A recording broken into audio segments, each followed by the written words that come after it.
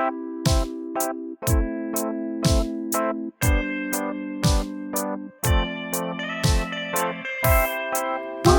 Woman, now the world is ready for you, and the wonders you can do. Wonder Woman,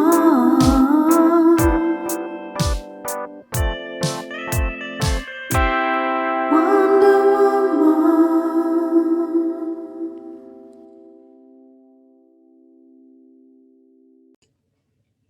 Hello and welcome to the Wonder Women podcast. My name is Katie Freeman and I am your host. Every week I bring you 2 interviews of female or non-binary makers of all kinds from all around the world. This week's Wednesday guest is Kelly Parker. Kelly is a chemist by degree and actually spent about 18 years of her career life, corporate life as she calls it, as a chemist until she decided to take a huge leap, leave that, and learn how to make furniture. Her designs, as she proclaims, are kind of, nothing to do with right angles. She tries to put as many curves and fun things into her designs as possible. I really enjoyed chatting with Kelly, and I know you're going to enjoy this interview as well. But before we get to the interview, I want to give a big shout out and thanks to the patrons over on Patreon.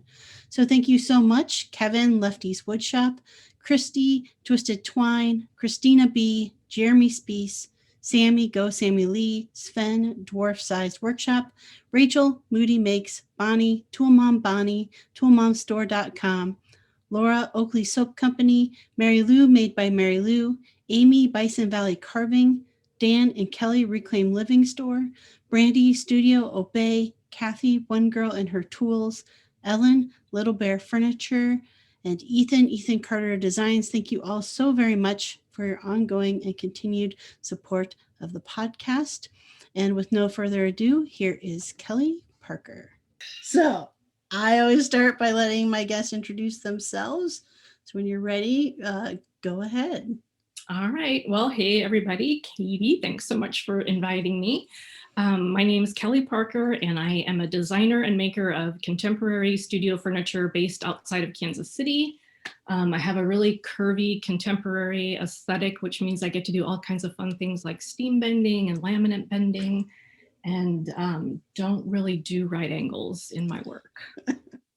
That's awesome. That's like my favorite type. No right angles anywhere in a piece of work.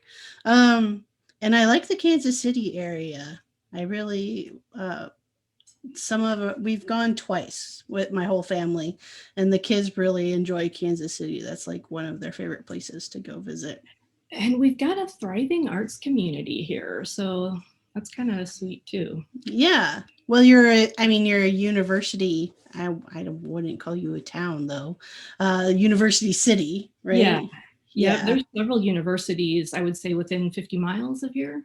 So yeah.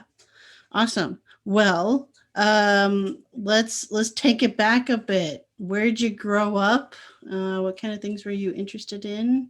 So I grew up kind of all over. I was born in Phoenix, and I was there till, I don't know, 8 maybe. Lived in California for a couple of years, moved to the Midwest, Kansas, when I was, I think, in 5th grade.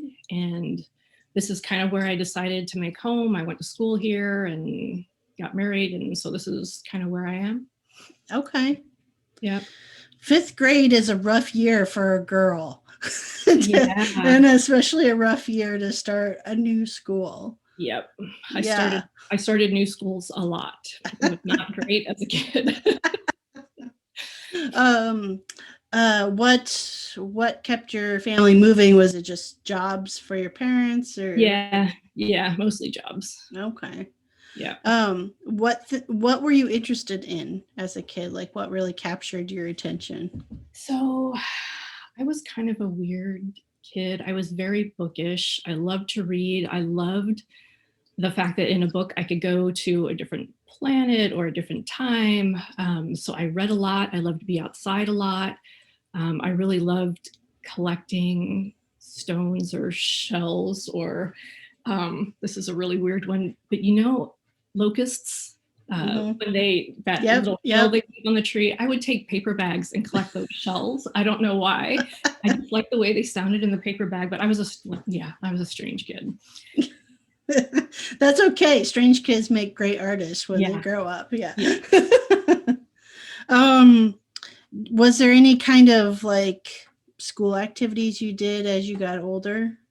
So in high school, so here in Kansas City, there's a 5-year college prep high school called Sumner Academy of Arts and Science. And as you might suspect, they focus on the arts and the science. So I went there all 5 years, and I was a geek. Like, I took every science class I could. But I also took art class every year, and that's where I learned woodworking. So it wasn't a shop class. It wasn't taught as a shop class. It was taught as an art class. And I probably took that from 9th through 12th grade. And so that's where I discovered a love of tools and working with my hands and wood. But even though I did that, I never really identified as an artist. I always identified as a scientist. And so I got my degree in biochemistry from KU. I worked as a chemist, as an analytical chemist, for almost 18 years in my corporate world before I sort of ran for the edge of the cliff, dove to become a furniture maker. So most of my corporate world, I used the sciencey part of my brain, and now I'm using the artsy side of my brain. So when you say like in high school, it wasn't a shop class, it was an art class. So was it like kind of, I've had guests on who went to like art school and got like a 3D sculpture degree. Was it like that type of woodworking and art, like more? It was, yeah. I mean, it wasn't furniture pieces. It was, I would say, more sculptural. So I remember one of the projects I did was a hand mirror. And so I just took scrap, and so, a 4x6 oval hand mirror, and the back and the handle were scrap that I had inlaid with brass. So I just took scrap and I cut, different angles or whatever, and there was brass inlay in between every piece. I remember I made my dad a biplane, a wooden bi-wing airplane. He was a pilot. And so I laminated bits of wood together, scooped out where the pilot would sit. I had, guy wires connecting the two wings. So it was more art type woodworking than this is how you do a dovetail joint. Like it wasn't joinery at all. Yeah. Okay. So what kind of tools were you working with then in that environment? I'm sure we had a bandsaw. I remember a sander for sure. I don't think we had a jointer and a planer. I can't imagine we would have had that. I don't remember those tools, but definitely it was power tools. Okay. Yeah. So not necessarily like hand tool, chisel work. I don't remember chisel work. I'm sure I sanded by hand. Those were a lot of years ago, Kate. But so interesting, the two most influential instructors in my life were my high school art teacher, Alvin Mobley, and my college physics professor, right? So those two things really shaped my life in the two arenas that I've kind of worked so far. Yeah.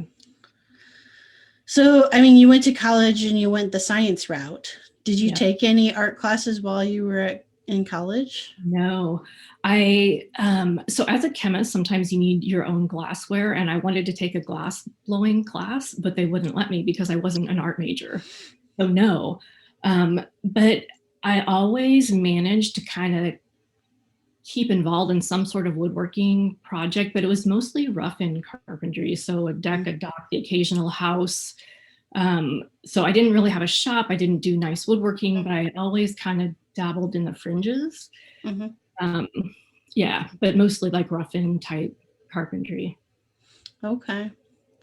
So I am going to fully admit I do not understand chemistry, and I tried several attempts at understanding chemistry, and it's just one of those things I do not get. So chemistry, it's weird. Chemistry, like when you draw like a water molecule, it looks like it's flat on paper. Chemistry is a 3D thing. And like when I was taking chemistry, you get these molecular model kits, so you can actually see molecules in 3D and understand, oh, this isn't flat. This is an actual physical thing, takes up volume. So yeah. Yeah.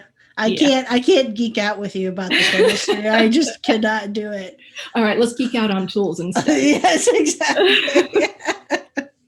All right. So you spent corporate professional career, I mean, a good amount of time in that world in chemistry, keeping kind of woodworking on the fringes, like you talked about. So what changed? What clicked to kind of switch gears? So it's so weird. It was like 4 or 5 little random kind of non-events, and I don't even remember what they are at this point, but just like these 4 or 5 little things that sort of pushed me out of the safety of the corporate nest, you know, good income, health insurance, all that stuff. And like, I am usually a girl with a plan, bungees, parachutes. And it's like, I randomly decided to become a furniture maker, and I just ran for the cliff and dove. Like, nothing. Like, I'd never made a single piece of furniture in my life. Like, how random of a life decision. Yeah, I mean, did you start even like fiddling before leaving the corporate job? Wouldn't that have been smart? No, I just left. So I spent some time going to several shops of my friends to see like what kind of tools they had. A friend of mine gave me every back issue of Fine Woodworking magazine that he had. So I spent my first year reading Fine Woodworking magazine, turning my basement that never intended to be a shop into a shop, buying my tools, setting my tools up, and then I started making stuff. And I decided I probably ought to educate myself. So I started taking classes at Mark Adams School of Woodworking, which is just outside of Indianapolis, and then also Anderson Ranch Art Center outside of Aspen. And then I did a couple of internships, which are really, really important to me. And kind of through all of that, I sort of found my aesthetic and discovered that furniture could be sculpture. I had no idea that what I am doing was even a thing.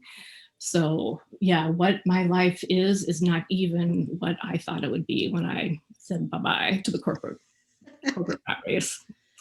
I want to spend a little time talking about like that moment. I can imagine there's both excitement and fear at high levels going on. So what was that moment like? What was the moment of taking the step off the curb there? I will say having a partner that is emotionally and financially supportive of this random choice you just made is really a great thing. So that was really helpful that he had my back on this. And then also, so I grew up really poor and, you know, went to college, made good money. Well, I have always been a very frugal spender. So I had a really nice bank account that sort of supported me in the first years. I self-funded like the build out of my studio and buying the tools. So I know that I'm really lucky to be in this position to not be paying rent on a place, not be carrying a huge loan on this business that I just started. And what that does for me is it lets me just take the commissions I want to take. Because I've had people tell me, don't make what you don't want to make, because as soon as you start making kitchen cabinets and you don't want to make kitchen cabinets, people are going to know that you make kitchen cabinets. Right. So I've been super fortunate to be able to say no to work that I didn't want to do. And not everybody is in that place. Yeah. And I think though there's 2 reasons people aren't always in that place. One is sustainability of the business, right? When you're just starting out, there definitely is you want to at least break even at the very least. And so there can be a fear of like, okay, I need to take whatever comes my way in order to make that happen.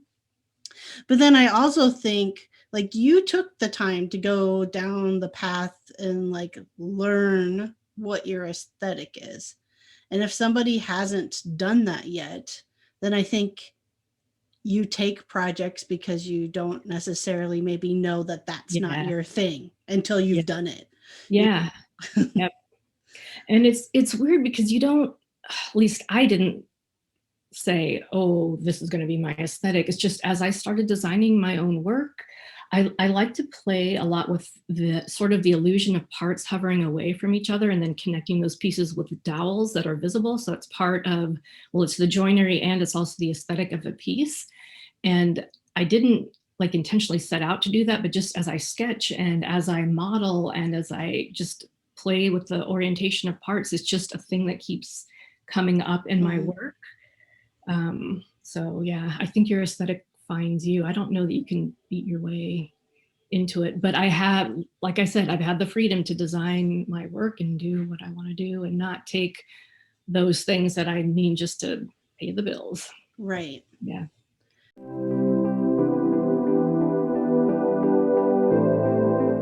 Hey friends, I wanted to tell you about an awesome brand I discovered that you might love as well.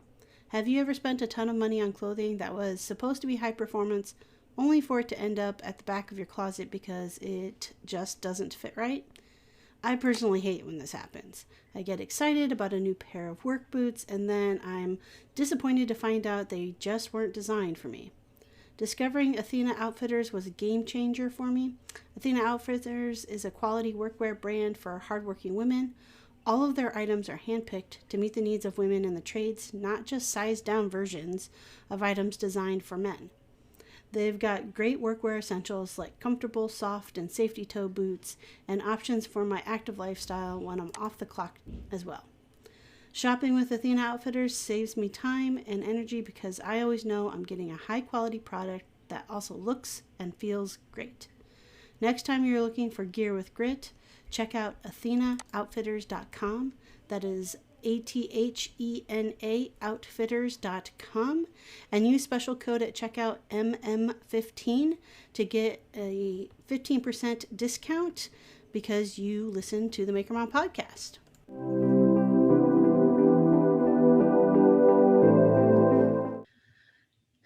So, I mean, are you at a level now where like it is self-sustaining based on the commissions you're getting in? So that's kind of a yes, kind of a no. I would say my business is self-sustaining, but I am not really taking an income from it. So the money that I bring in allows me to pay for tool upgrades and things in my shop. I'm not really taking a salary from it. And part of it is I consistently underestimate how long it's going to take me to do something. Part of it is that fear of asking that big price, afraid that you're going to drive a client away. And I would say I'm probably charging half to 2/3 of what my mentor says I should be in the arena that I want to play in. And then also I'm kind of not sure how to get access to folks that have that kind of disposable income. What I make is a luxury item, clearly. So I'm still trying to figure all of that out. But I do feel like by far, I've gotten way more recognition in this career than I ever did in my corporate career, which is great. I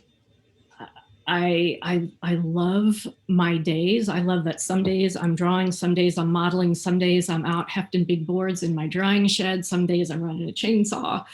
I love the control that I have over that. Yeah. I think I wandered away from the question. No.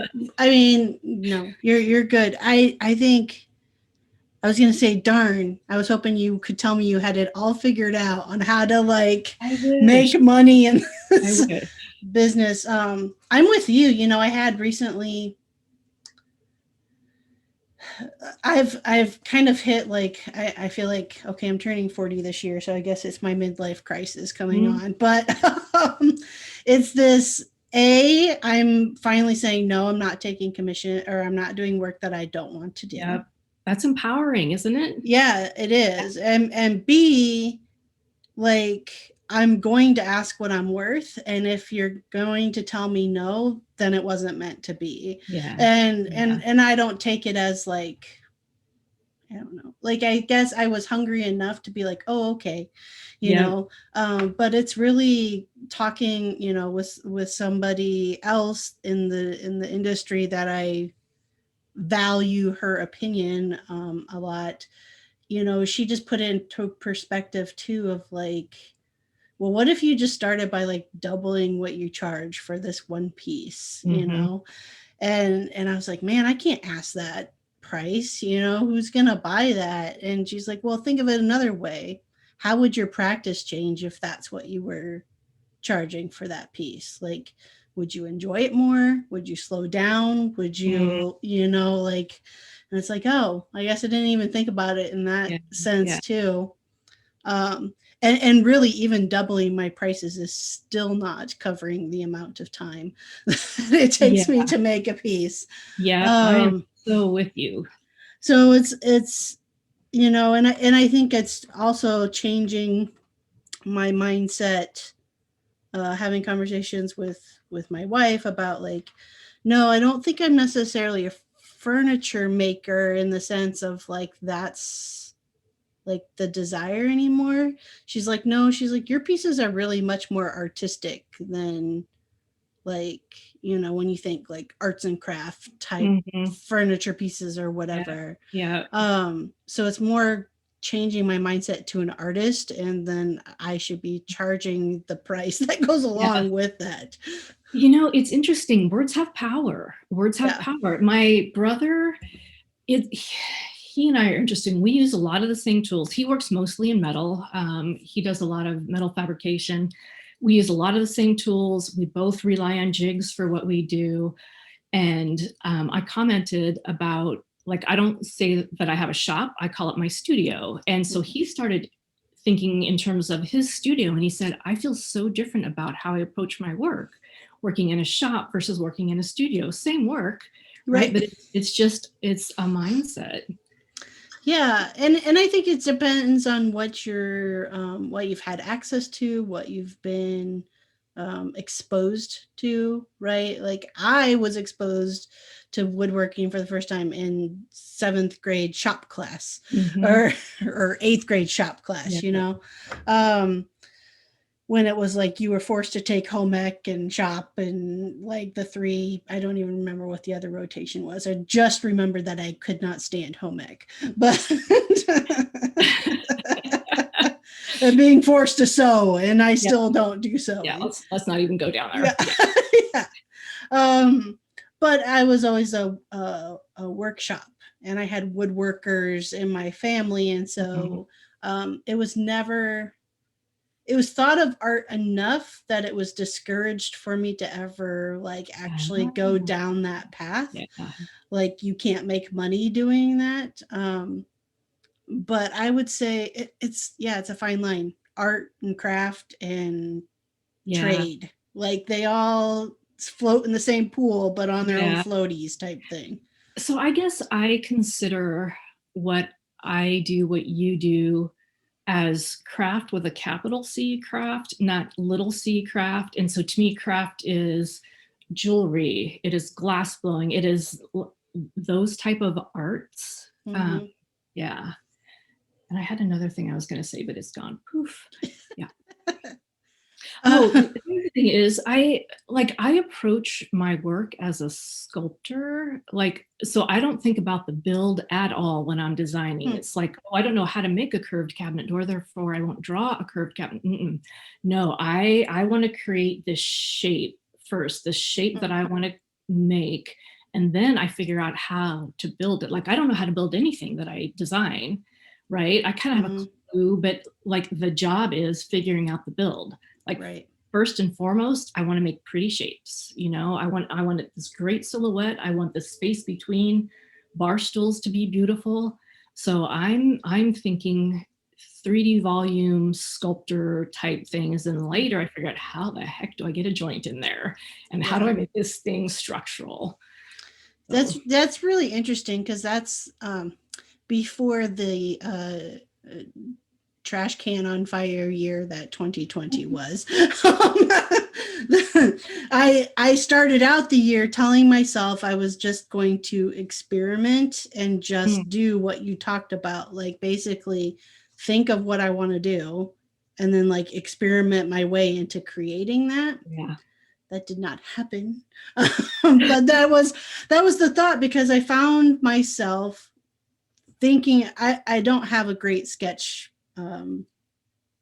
I don't know, sketch process in place, or sketch, where I sit down and just really sketch. I generally just think of the shapes and the design in my head. But I would find myself, as I would go down the path of what you're talking about, like, okay, here's my idea. Now I'm thinking about how I'm going to make that by the time I got to what I actually made, it didn't look anything like what I actually wanted to make, because I had limited myself by what I knew how to do. Yep. And so I didn't want to do that intentionally last year. And I think I still managed to do that, but not in the sense that I was hoping for. Yeah. Yeah. It takes a lot of time if you're figuring it out every single project, which again goes to the income piece. Like if you're making 5 or 6 different pieces and you know the joiner and you've got all the jigs, bada boom, bada bing, they're out the door. But I have no desire to do that. Like I want, like every piece is fresh, and like that's kind of the fun, is figuring it out. But it also means that it takes me a couple of months to make a piece. And that's like, and I'm a single woman shop. I'm a smaller person, so I can't do big things. I can get 3, maybe 4 big project like a table in a year, right? Just because of how long it takes me to figure it out. And everything I do is hand sculpted. Like I can get close to the final cross section by throwing a router bit in my router table. But all of the shapes I make, they're almost always continually changing compound curves. That doesn't happen on a tool, on a power tool, right? That's all done by hand. And that's what I want to do. So like I said at the start, I'm lucky to be able to do what I want to do. And yeah, I think I've actually, without even really thinking about it intentionally, I think I've started down the path I wanted to take last year, this year, with taking on trying to do one small carving project a month, and without taking much time to think about it, just to be like, I'm going to make that,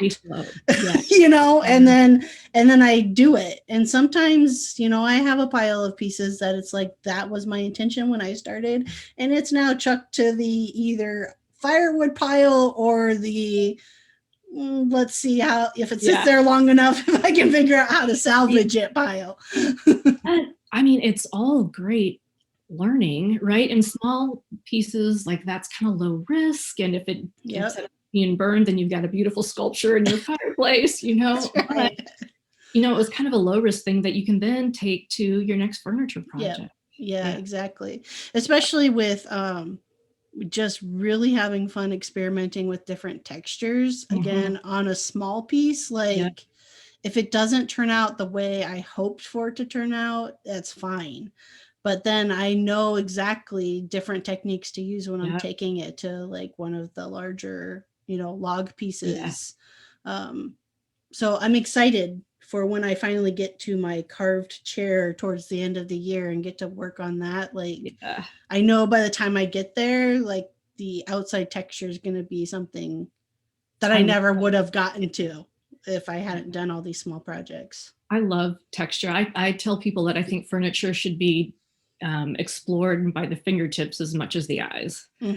Yeah, that's what one of my furniture teachers always said, is that people look at furniture with their hands, by touch. And so that's always stayed with me, so that even when I add texture, you can talk to different power carvers about like if they sand or don't sand after adding texture. And I insist on sanding because I'm like, no, I want that to be like, you look at it and you think it's going to feel a certain way, but when you touch it, it feels completely different. Yeah. It's an experience, right? Each piece to Yeah. me is an Yeah. experience. Yeah, and it's interesting you use that word, because when I teach design, that's what I tell people, is like, we are in charge of the experience that that end user goes through when they look at our work, when they touch our work. Yeah, that's one of the things we're in charge of as we design and build. Yep. So you bring up teaching. Is that something that I mean, you've mentioned your studio business, but I mean, are you in the realm of teaching as well? I do teach. I am an introvert, and I didn't know if I would like the teaching thing, but it turns out I really, really love to teach. Back in my corporate days, I was always involved in what's that building organization, Habitat for Humanity. Oh, yep. Yeah, so we always did a women build project. Habitat always did a women build project in Kansas City. And so I was one of 3 ladies that was in charge of the women build group at our corporation.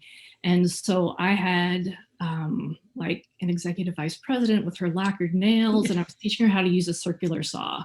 Like, she'd never run a saw before. And so I love, especially to teach women how to use power tools, just because we don't always grow up with that experience, or even the vocabulary. Just knowing what a tool is called is incredibly empowering.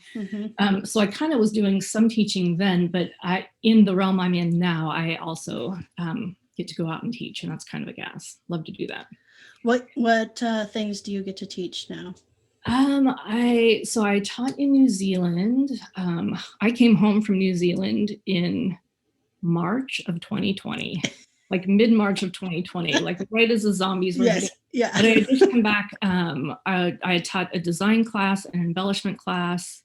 So those are the things that I am mostly teaching: design, embellishment. I'm co-teaching with Michael Cullen at a school in Florida here in a couple of weeks, and we're doing a 2-week apprenticeship class. And so it's mostly focused on design, but then we're going to kind of tag team teaching sort of advanced techniques and all kinds of different embellishment techniques. I'm a bendy girl, so I'm going to teach 3 or 4 different ways how to bend wood.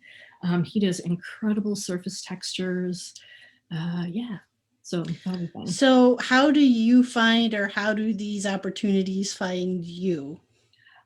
Well, so it sort of started with one of my first mentors taking me on the road to assist him in various places. And then the owners of those schools then contacting me to come and teach my own classes. So.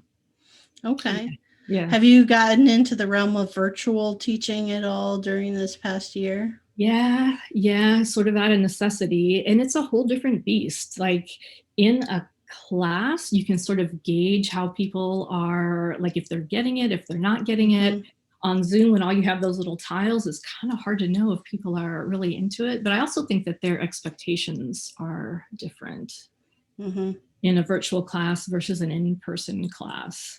And prior to last year, if you would have said, oh, can you teach woodworking virtually? It's like, no. Right.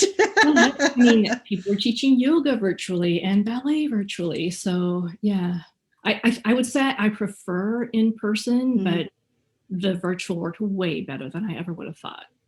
And do you think virtual's right? Do you think virtual's here to stay in some capacity? Yeah, I bet it is. Yeah.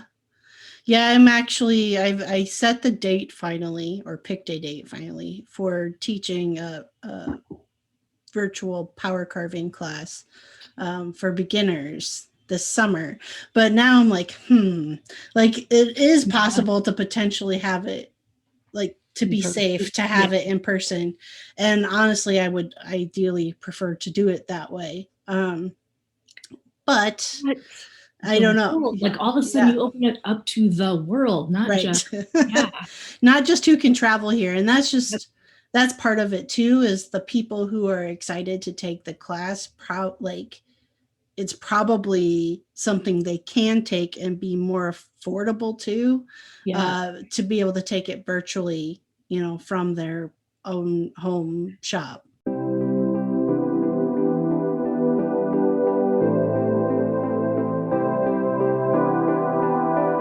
Hi, makers. Today's episode is brought to you by toolmomstore.com. Tool Mom and Company is for all ages, genders. They have what you need for your one-stop tool-related merchandise of gifts and clothing. The products are fun, fashionable, one of a kind. In fact, I have two of the mugs. One has a circular saw with flames coming off of it and says "Go Girl." Another one has the definition of a tool chick. Both of them are super awesome, and I have coffee out of them almost every morning. So check out toolmomstore.com or find them on Instagram at toolmombonnie. You can receive an extra 20% off at checkout by using the code MAKERMOM.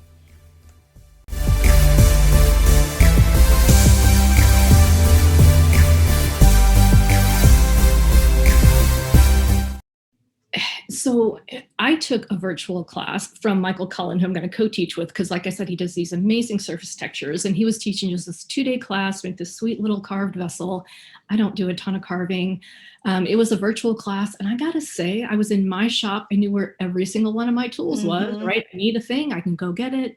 And it was kind of fun just to be here doing my little carving in my own space. And, Right. At the end of our 2-hour Zoom, I'm still carving. Yep. So I think it's here to stay. And I think people want different things out of an in-person versus a virtual class. Yeah. We shall see. We shall see if this is a success or a failure. Well, good luck. Good luck. Yeah, just figuring out the camera angles, I think, was kind of the tricky bit.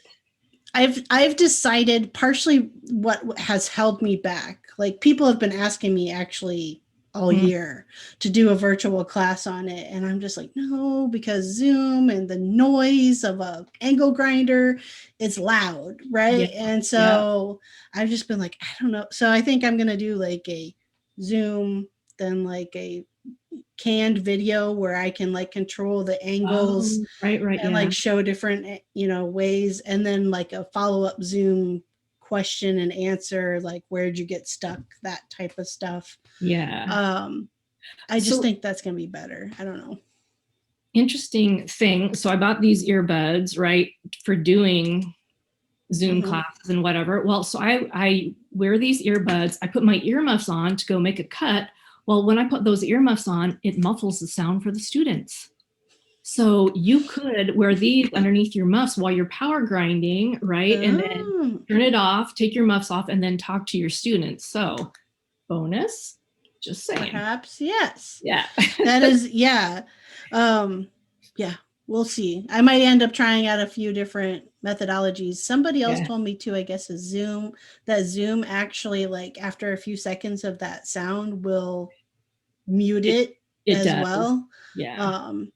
But still, an angle grinder is not quiet. No, not even remotely quiet. Yeah. So yeah, we shall see. So I feel like, you did chemistry, and now you do, yes, it's studio art, but it is woodworking as well. And I'm pretty certain of this statement that neither field is heavily female based. No. Not at all. So what was that? I would like the perspective too, both like corporate world and now, like what was it like? Navigating, what's it been like navigating both those spaces? So luckily I've always had people that support me. Like, I have never liked to do traditional girl things. I've always liked to do more guy things. So boys are getting a motorcycle. Okay, well, I'll get one too. Oh, the carburetors need to be rebuilt. Okay, well, I better learn how to do that, right? So I was always used to being kind of the lone female in the room. And so I kind of know the vocabulary, which is a great boost to your confidence when you just know the lingo. But as a chemist, there were times where I was lead and people would talk to my male colleagues. It's like, whoa, me, I'm the only one to talk to. But I would say it's been harder in some ways in the woodworking thing. Like when I went to buy my tools, like I had the list, like I kitted out my shop in one day, right? And so I had a list of all my questions. So there's a Grizzly outlet like an hour and a half away from where I live. Oh, that's nice. what I could afford. So that's what I did. So rented a box truck, drove to Grizzly, got a sales guy. I asked the question, dude answered my husband. And my husband said, no, you really need to talk to her. Okay. So I asked my next question, dude answered my husband again. And it's like, nope. It's like, okay. So thank you. Thanks. We're just going to look now. So next sales guy, same drill. Rick said, nope, you really need to talk to Kelly. So I asked my next question. He answered me. It's like, holy cow. So he and I had this good dialogue. I spent $11,000 with him that day. Mm-hmm. But it's like, seriously, the table saw does not care that I have a uterus. It doesn't. Right.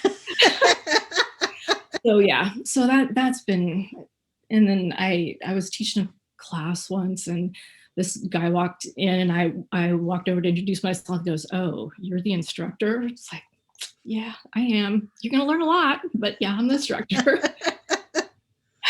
So it's really the exception more than the rule, but you do kind of have to have thick skin and just grin your way through it. But like the minute I start talking or the minute somebody sees my portfolio, they know that I'm the real deal. Right.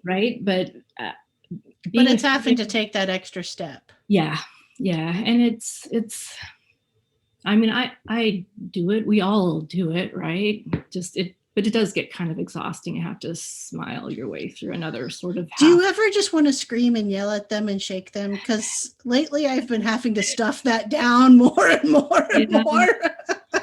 Yeah. I mean, just out of frustration, right? Yeah.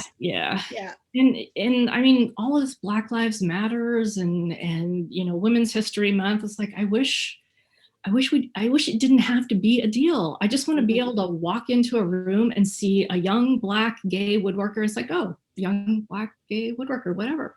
You know what I mean? I don't want anybody to be, oh, the first. I don't want there to have to be somebody being called out because she's the first whatever. It's just, you're great, I'm great. If they have the skill, rock, Right. Yeah. Right. Yeah.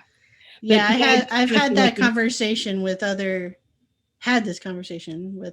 plenty of other women in craft and trade, where it's like, I just want to be a fill in the blank, a woodworker or a metal worker or whatever. Yeah. I don't want to have to be like the girl, whatever, or the woman, whatever. Yeah. And I do understand that, though I do feel like, at least personally, it's like one of those things of like, but I am a female woodworker, and that's like okay to be a female woodworker and embrace that part, because I know that part of me, along with all the other parts of me, brings something totally different. Right. And to my work. There are differences. I mean, our bodies are built different. We're shorter mostly. So the way, like our body mechanics and how I heft an 8-foot board 2 inches thick is different how a dude does. How I have to break down sheet goods so I can get it small enough to get on my table saw is different. I want tools that are smaller. I have small hands. So I think there are gender differences in how we work and the tools we want, but what's up here and what comes out of this? No. Right. Yeah. Yeah. If there was like, if there was a way to, or something you could, I guess, say to your male counterparts about the environment or the culture that they help maintain. And I don't mean that in a negative sense. I mean that in the sense of like, just it being a bunch of males in a room creates a culture It does. that a woman has to walk into. Yeah.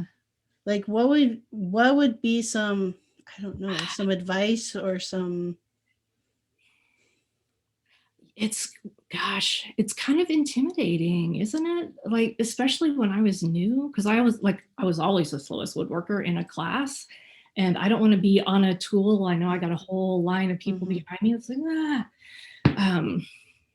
yeah, just be. I don't know. I don't want to really rag on the guys. Like, they kind of grow up in the environment they do, but I guess just be more supportive and aware. Like, I'm a short person, and so I'm trying to watch a demo. A big dude always stands right in front of me. Really?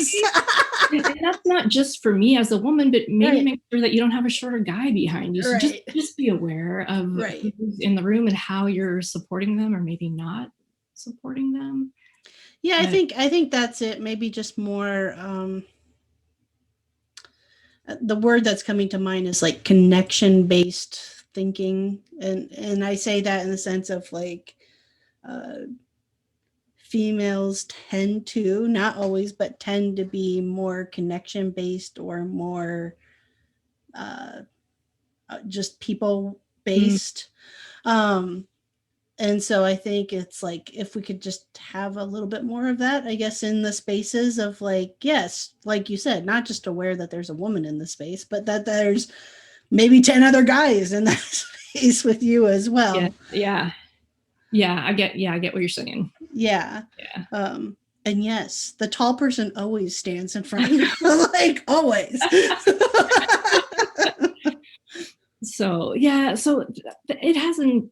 I've only had a couple of instances where it was kind of an overt thing. But yeah. Is it something though that's in the back of your mind when you're about to like go into another class as the teacher? Is that something that hangs back there of like? Well, I always feel like I have to definitely prove myself, and I feel like I can't have a misstep, whereas a guy can.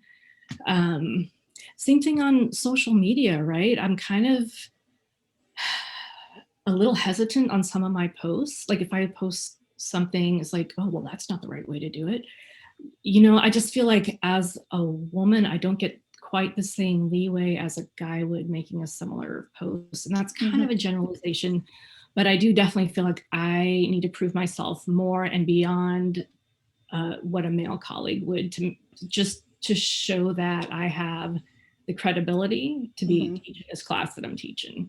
Yeah. And part of that's me too, and just insecurities and always wanting to be hyper prepared for something, ready to answer every question. And like I've only been doing this for 10 years. I don't have the experience to answer every question, but I expect that I should be able to answer every question. So, yeah. I feel strongly like I want to say don't put it all on yourself. I feel pretty strongly that some of it is just like, the system in place. I think so too. But I think as more women are in front and teaching woodworking classes, that I think, the perception changes. Like I had a guild president ask me one time what I thought about women-only classes, and it's like, women only, like I kind of get it, but a woman-only class, like if you're not a woman, then you feel excluded. And I think a fill-in-the-blank only thing, if you're not that fill-in-the-blank category, then you feel excluded. I do get not being intimidated by being the only woman in class and not being comfortable. Like I get why someone would want that. But I said, to me, a better way to get the message out is to get a really strong, great female to teach this class. Yes. Let people see. You don't need to say anything. Oh, look, this is our first woman teacher. Right. No, just get a kick-ass woman to teach that class. Yeah. And then all of a sudden people get a look at a different face in front of that classroom. Right? I agree. I mean, I agree. I do know that women, I think historically, have been more prone to be open to taking like a woodworking class or a blacksmithing class or whatever, if it was a woman only class, because of that intimidation factor. I totally get that. But on the other side, personally, I don't really care what the makeup of the students are. I'm more drawn to, is it a female teacher? If it's a female teacher, then even if every other student in the class was a male, I wouldn't feel as intimidated. Yeah. If that, Yeah. I don't know if that makes much No, sense, I but get that. Yeah. you know, and to me, it also lets me know that like that organization or whoever's like hosting that class like sees value, Yes. you know, and Yeah. in to your point, in that person knows that skill. And so like like they're I don't want to say they're willing to overlook the gender, but they're saying, okay, that person knows that skill and it Yes. happens to be a woman, and that's Yes. fine. That's great, you Yeah. know. We're getting close to the end of our Whoa. time together. I know, went fast, right? um, so I want to give you a chance though to let people know, you know, how and where they can find you and connect with you to see all of your amazing work. Well, so I'm on Instagram, Brave New World, and that's Kelly Parker 2017. And I use Instagram, I guess, mostly as a teaching tool. I feel like so problem solving is the thing that we do, and I think if people can see lots and lots of creative problem solving solutions, lets them think about their work differently and maybe try a thing they've never tried before. So Kelly Parker 2017, and then my website is woodsongstudio.com. And I'm getting a new website, very excited about that. So Awesome. Yeah. And you've got a class coming up in Florida. Any other classes coming up? I don't think so. Not at the moment. So the Florida School of Woodwork, first couple of weeks in April, and I think there may be 2 seats left in that class, and we'd love to have a couple more ladies. So awesome. Yeah. So if anybody wants to contact me about that, that would be great. Fantastic. Well, thanks, Kelly, for chatting with me today. Thank you so much for inviting me. Love to watch your videos, your dance off. A little bit of levity in the day. That's right. All right. So again, that was Kelly Parker, and I'll include the links on how you can follow along with her in the show notes and description for today's episode. So you can find it in the description on your favorite podcast app, be it iTunes, Spotify, or wherever else you get your podcast. Or if you're watching this on YouTube, check out the description down below to see links on how you can follow along with Kelly and her work and what classes she might have coming up. As always, if you enjoyed this week's episode, please make sure that you hit that subscribe, like, comment button, head on over to iTunes, leave a 5-star review. All of that helps the podcast out. Make sure that you're following along over on Instagram. It is at Wonder Women Pod. All right, so Wonder Women Pod. And a reminder too, especially if you've been a long time listener. So the show previously was called the Maker Mom Podcast, and I just recently changed it over to Wonder Women Podcast so that we can incorporate all the other ladies and non-binary folks that we love with the Wednesday episodes. All right, head on over to Patreon. Check out supporting the podcast. I love all my patrons over there. So there's all kinds of different tier levels you can choose from. And when there is additional content, you get access to that, as well as any of the swag that comes with whatever tier level you choose. So go check that out. Also, again, at Maker, see, I got to get used to this, at Wonder Women Pod over on Instagram. Follow along over there. When I am not making podcasts, you can find me designing and making furniture and other home decor at freemanfurnishings.com and at Freeman Furnishings pretty much across all of social media. I'm active on a daily basis, though, on Instagram and TikTok at Freeman Furnishings. So you can see what project I am currently up to. And if you happen to head on over on a Tuesday, you can spot a shop dance going on.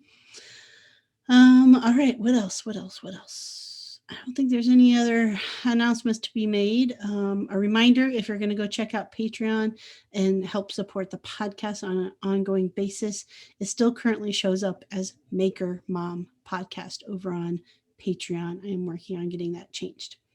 All right. It's Wednesday, halfway through the week. I hope you all are having a great week so far, and I hope you are getting out and making something. And I will see you all on Friday with a brand new episode.